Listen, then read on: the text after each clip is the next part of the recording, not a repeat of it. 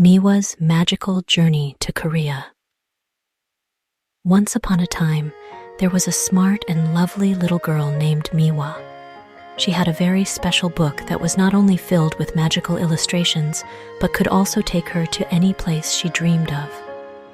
One night, in her cozy room, Miwa was flipping through this magic book when suddenly a mysterious illustration depicting an ancient Korean palace caught her eye.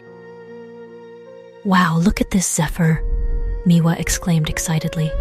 Her loyal parrot friend Zephyr immediately flew to her side, and they both gazed at the enchanting illustration together. Zephyr's bright eyes widened.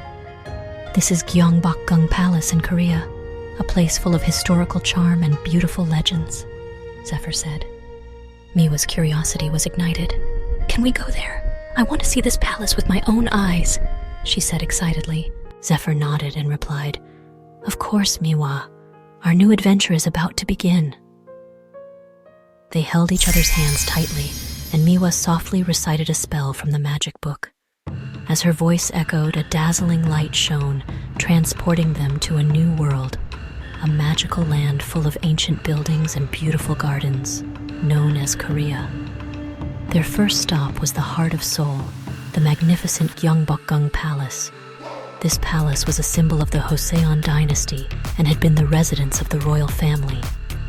Miwa was amazed by the grandeur and exquisite architecture of the palace. She gently touched the ancient stone paths, feeling the warmth of history on every stone. Zephyr began to tell Miwa about the stories of Gyeongbokgung Palace and its significant role in the Joseon dynasty. They walked through the palace's courtyards and corridors, where Zephyr showed Miwa some of the palace's special features, such as the intricate roof decorations and murals, reflecting Korea's unique art style. Miwa was particularly attracted to the palace's large bells and drums. These historic instruments had been used to announce time and important events. During their exploration, Miwa and Zephyr encountered a group of actors dressed in traditional clothing, performing ancient court dances and music. Miwa was captivated by these elegant dances and melodious music, feeling the deep roots of Korean traditional culture. Her heart danced to the rhythm of each movement, feeling the stories and emotions conveyed by each step. Zephyr also introduced Miwa to Korean traditional etiquette and culture. "In Korea, etiquette and respect are very important," Zephyr said. "This is reflected in people's daily behavior and cultural activities." He pointed to a group performing a ceremonial act, explaining the cultural significance of their attire and actions. In exploring Gyeongbokgung Palace, Miwa not only learned about Korean history, but also developed a strong interest in Korean etiquette and culture. She was drawn to the country's rich and colorful traditions, gaining a deeper understanding and appreciation for Korea's history and culture. As they left Gyeongbokgung Palace, Miwa's heart was filled with awe for Korean culture and history. She turned to glance at the palace, secretly wishing to visit again. "Where to next?" Miwa asked Zephyr excitedly. Zephyr smiled and said, "Next, we'll head to Namsan Park in Seoul, where there's a very special place, Seoul Tower. From there, you can see the beautiful view of the entire city." They continued their journey, walking along winding paths toward Namsan Park. As they ascended higher, the panoramic view of Seoul gradually came into sight. When they reached the top, Miwa was deeply moved by the view before her. She saw the bustling city, distant mountains, and the winding Han River, all creating a captivating landscape. In a quiet corner of Namsan Park, Zephyr introduced Miwa to Korea's natural beauty and the culture of outdoor activities. Koreans love nature very much, and they often come to these parks for hiking, picnicking, and relaxation, Zephyr said. As the sun began to set, Miwa and Zephyr sat under Seoul Tower, enjoying the glow of the sunset. They reflected on their day's adventure, marveling at the harmony between Seoul's modernity and tradition, and the coexistence of nature and the city. "Korea is such a charming place," Miwa said thoughtfully. "I love everything here, the history, culture, nature, and its people." "Yes, Miwa," Zephyr replied. "Every place has its unique stories and charm. Our journey is far from over. with many more wonders to discover. As a new day began, Miwa and Zephyr set off for the Korean folk village. This village was filled with traditional Korean houses, hanok, preserving the ancient Korean culture and way of life. As they entered the village, they were drawn to the beauty and simplicity of these traditional buildings.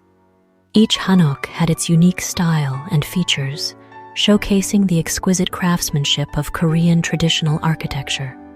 Miwa was curious about these traditional hanok. She entered one, feeling its warmth and tranquility. Zephyr explained the architectural features of hanok, such as its unique roof structure and traditional heating system, ondol. In the village, Miwa and Zephyr met some artisans who were demonstrating how to make Korean paper and ceramics. Miwa was deeply interested in these crafts and was eager to try making them herself. Under the guidance of an artisan, Miwa tried making Korean paper, learning the traditional art of transforming plant fibers into paper. She admired the intricacy and patience involved in the process. Then, Miwa turned to pottery making. She sat at the pottery wheel, trying to shape and decorate her first pot. During the process, she felt the intimate contact between the clay in her hands, as well as the joy of creating beautiful works. In exploring the folk village, Miwa also experienced Korean traditional clothing, hanbok. She put on a beautiful hanbok, feeling its elegance and comfort. Zephyr told her that hanbok is not just clothing, but also an important part of Korean culture and history. As night fell, Miwa and Zephyr attended a traditional music and dance performance in the village. They were captivated by the talent and performance of the performers, feeling the charm of Korean traditional arts. Miwa was immersed in this vibrant and colorful culture, developing deep respect and love for the Korean traditional lifestyle and crafts. On this night full of history and culture, Miwa and Zephyr talked under the stars about their experiences and feelings. They knew that this journey was not just an exploration of Korean traditional culture, but also a journey of self-discovery and creativity. As they continued their journey in Korea, Miwa and Zephyr arrived at the beautiful Jeju Island, known for its unique volcanic landscape and spectacular natural scenery. As they set foot on this magical land, they were struck by the beauty before them. The island's volcanic rock coastline sparkled in the sunlight, and the waves of the ocean gently lapped against the rocks. Miwa and Zephyr walked along the seaside, admiring the unique rocks formed by volcanic activity. Zephyr told Miwa about Jeju Island's volcanic geological history, explaining how these rocks were formed during volcanic eruptions and lava cooling processes. Miwa was filled with curiosity and awe for these natural wonders.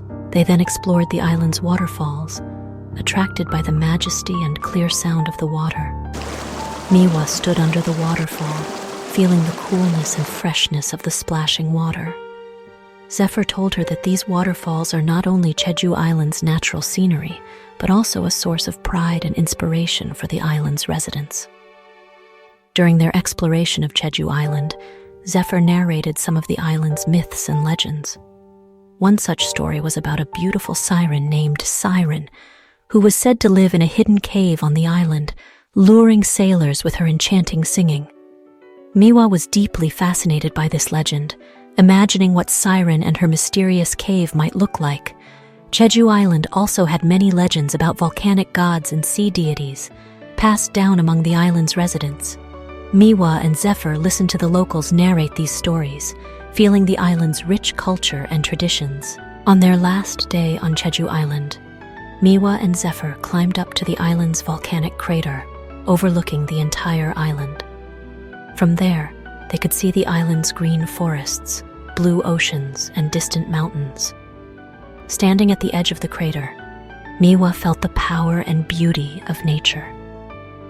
As the sun slowly set, Miwa and Zephyr concluded their magical journey on Jeju Island in a small fishing village.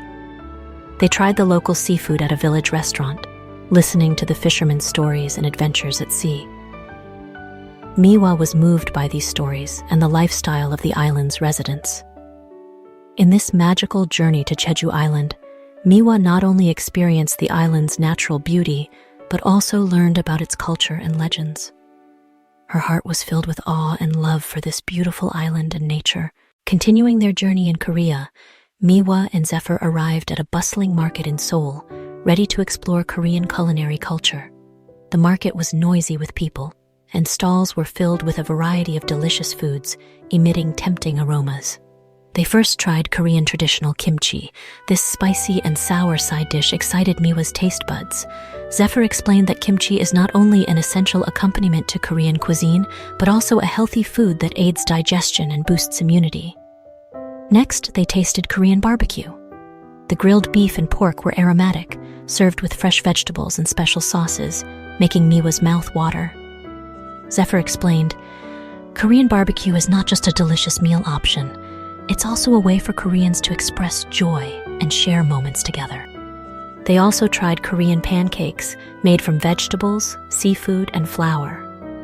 Miwa was fascinated by the crispy outside and rich texture of these pancakes, amazed at the variety and deliciousness of Korean snacks.